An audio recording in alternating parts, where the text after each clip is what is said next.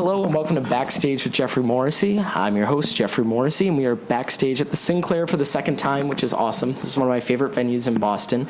And we have the privilege of being joined by Sylvan Esso, a band formed in Durham, Carolina, but Amelia was actually from around here, so welcome back. And then Nick, the pleasure is ours. Thanks for having us. Oh, no worries. Thank you for coming. So I know that you guys, you were a member of Megafund and you were a member of Mountain Man. So how did you guys meet?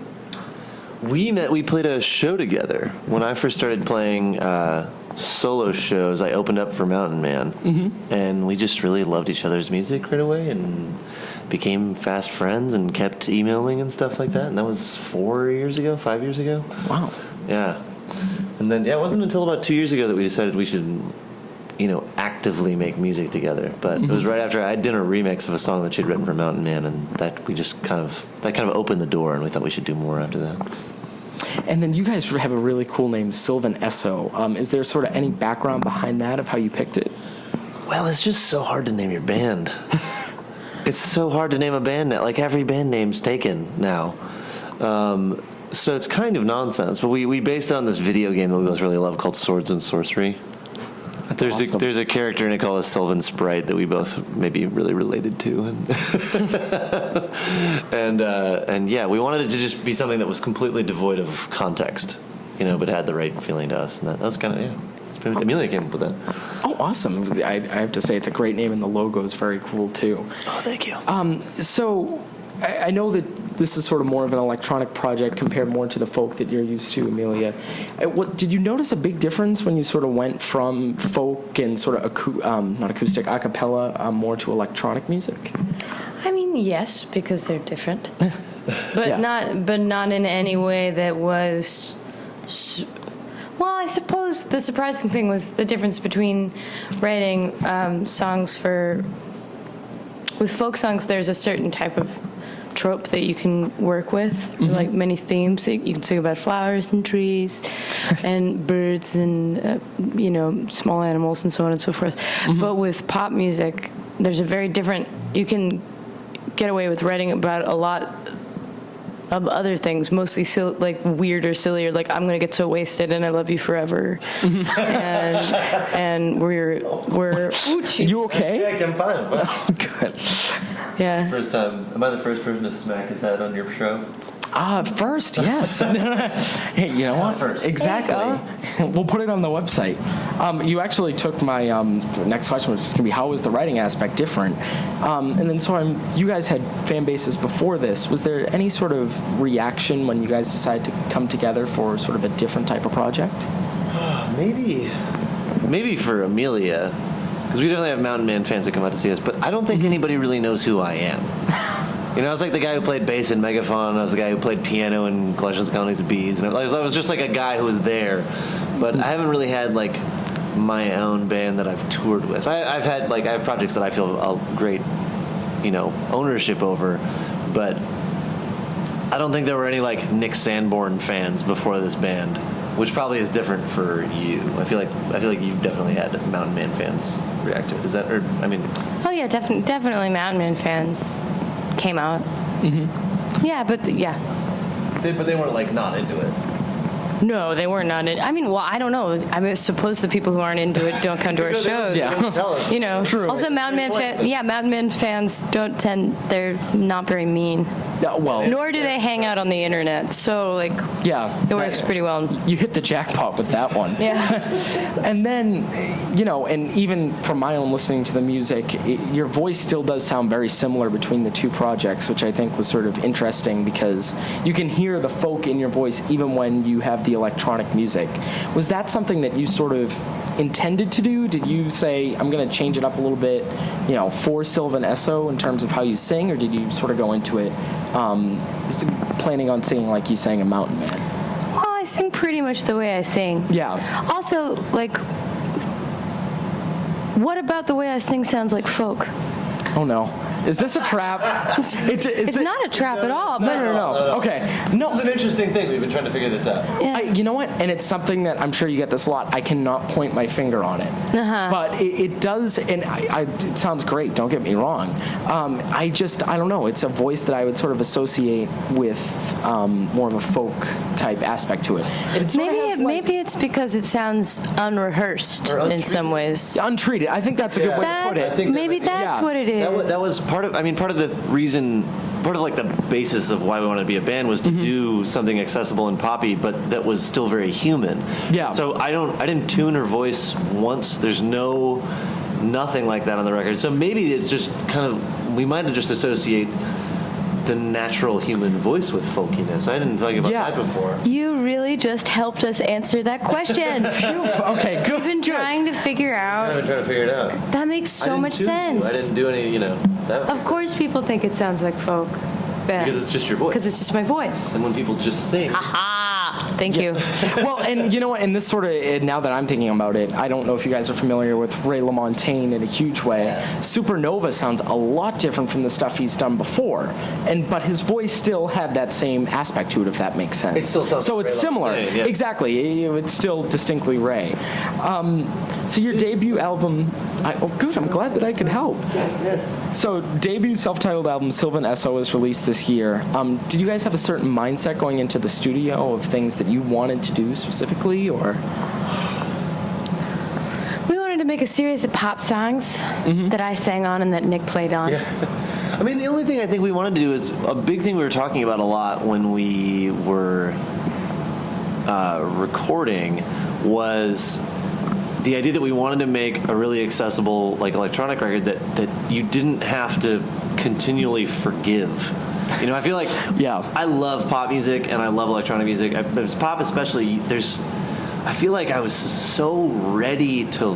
I wanted to like pop records so bad that I'd find myself forgiving like just the worst lyrics and like totally uninteresting production choices, just because it's like, it's the new Justin Timberlake record. I really want to like it, so I'm just gonna overlook where he says "You're my strawberry bubblegum" or whatever. I'm just gonna like let Spaceship that slide, Coupe. let it Yeah. slide, because Push Your Love Girl is awesome, and even there's some like gut-wrenchingly cheesy lines in Push Your Love Girl, but that song is so great that like I'm gonna Yeah, also Push Your Love Girl. I mean, like the premise alone is pretty questionable. Well, I was going to say, could anyone define what a pusher love girl is? Yeah, well, he's trying to make this metaphor between a drug dealer and someone you're in love. I mean, that's just that's a questionable choice off the bat. But I agree. The song rules, so I'm like, I'm there with you, JT. Like, I'm ready. Let's do this. But I think we just wanted to make something where the more attention you pay to it, hopefully, the more rewarded you'd be by it. That you could just kind of like let it play and have it be a service thing, or you could like really pay attention to it and be like, oh, these are songs that are not about black and white things. This is a song about being a human and how it's complicated. And I think that was the thing we both really wanted to do. Mm-hmm. Exactly.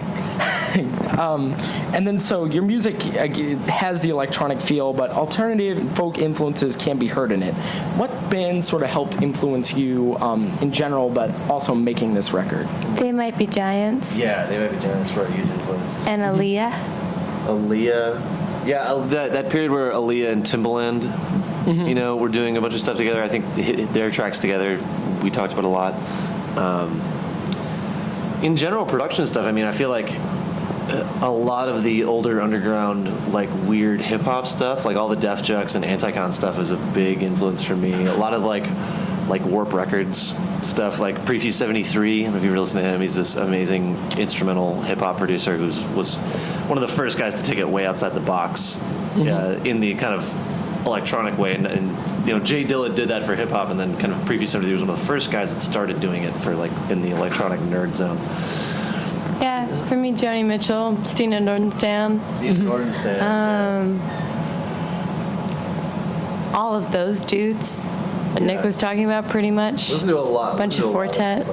Fortet. Yeah. You listen to Fortet? No, but I'm always looking for new music. You should listen to Fortet. There's this record called Rounds that came out when I was in high school that completely changed how I listen to electronic music. You should. Rounds by Fortet is like one of my favorite. That's a great entry point if you want to look for something. Yeah. I certainly will. I'll have to look that up. So this is the first album that you guys have recorded together, and it has 10 songs on it. It's a debut album. does it, when you go out and you play shows, do you feel like it's a little bit frustrating when you sort of have the same, like 10 songs that you're playing each night? Is it, I don't want to say limiting, but is it almost like that you wish you had like more to throw in, if that makes sense? I mean, you always want to. If a crowd wants you to play longer, you always want to be able to play longer. So that's frustrating. It's kind of a bummer, but yeah, I mean, no one yet has been like mad at us about it. So as long as we can avoid that. Yeah, and we don't have any time to write new songs. Yeah, so that exactly. It doesn't really feel. I mean, it's still like you're still getting used to playing the same songs over and over every night, but even then, these songs are so exciting and unique still for us because we've only growing. They're still changing. They feel the way we play them now is, to me, totally different from the way we played them when we started even this tour. They kind of evolve, just like any band. They kind of evolve a lot over the course of playing them a bunch of times. Yeah, I don't know. Yeah. Hopefully we're not bumming anybody out, but it would be nice to... Again, the internet would have let you know, and it sounds like that isn't happening. I feel like, you definitely, considering everyone's so ready to let you know they hate what you're doing for some reason.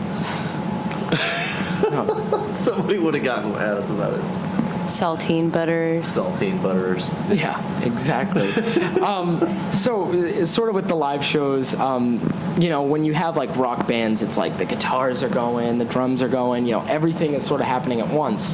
But where it's you guys and it's more, again, sort of like a lot of stuff is done in the studio, even though some stuff is done on stage. Mm-hmm. Do you find yourself like adding things to the show to like sort of that's out there to like keep intriguing people, if that makes sense? I think we figured out early on that if we just didn't try to do any of that and just were ourselves and played the songs the way we felt that they should be played, everything just worked out, and so we've kind of kept trying to just follow that. Like, I think it's really easy, especially with electronic music or pop, to overcompensate in that way. Oh yeah, or this perceived, will this be enough feeling? And it's insecurity. It's an insecurity thing. And I think we figured out right away, like, just logistically, that it worked when we just stripped it back to only exactly what it needed. So the sets themselves, I'm sampling her all the time and changing it. Like, the what's happening musically is always changing and engaging and whatever.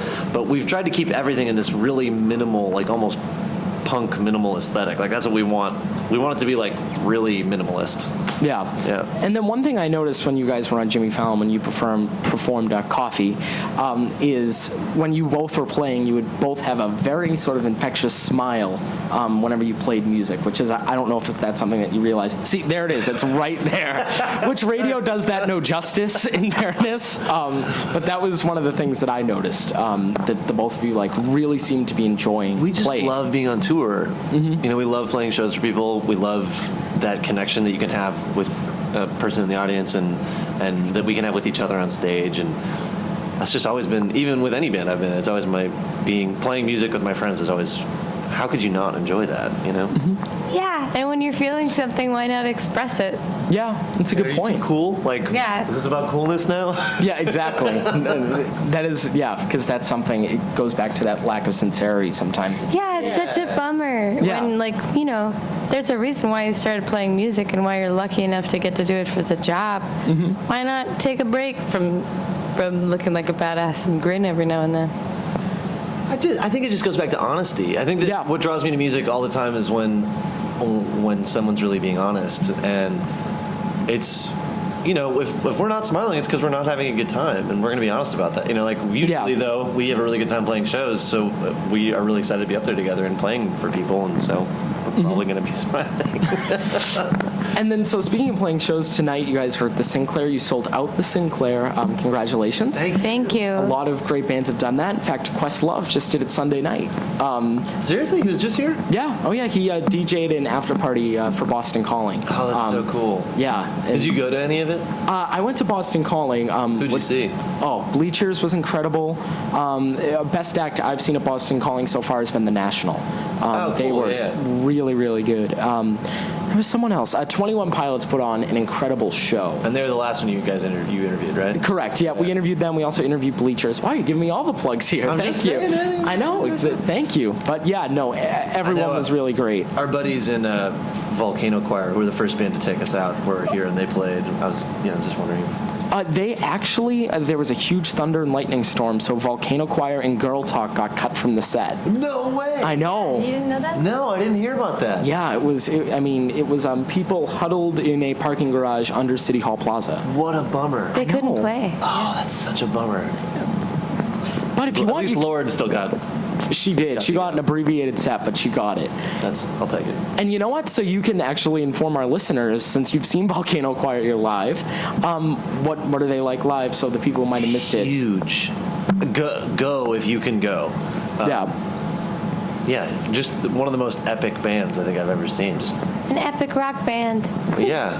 filled with feelings. Yeah, Chris Rosenau, the kind of main guitar player, I played with him in this band Collections, Colonies, and Bees, and he's just to this day one of my favorite people to watch play music. He's a person who's totally full of joy when he's playing, and it's like he's channeling something. You know?